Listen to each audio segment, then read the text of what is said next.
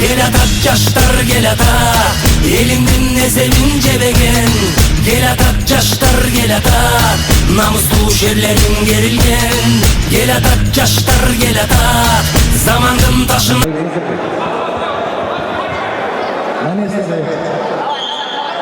Дорогие друзья, справа от меня синий угол. Боец представляет Узбекистан. Весовая категория 57 килограммов. Встречайте, Баширов Заедин. Его оппонент в красном углу. Боец представляет Кыргызстан, Сузак. Весовая категория 57 килограммов. Сузак Абдуладжан улу Абдурахман. Красный угол.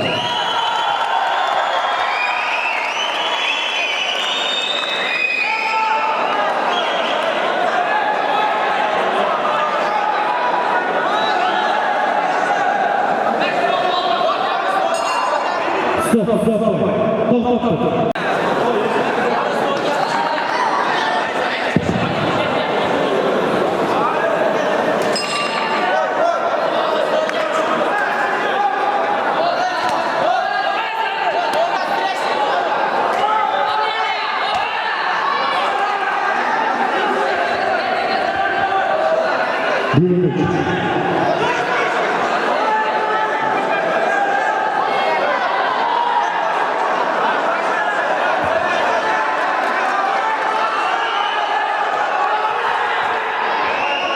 Шерматов Ислам готовится Узбекистан.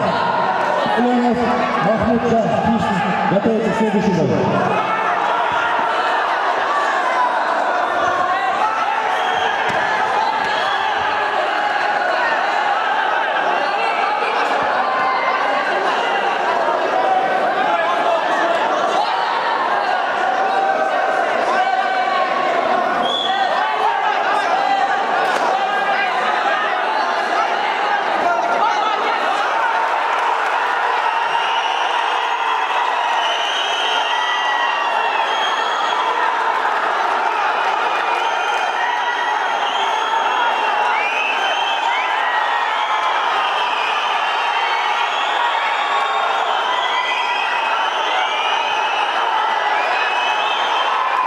Yeah.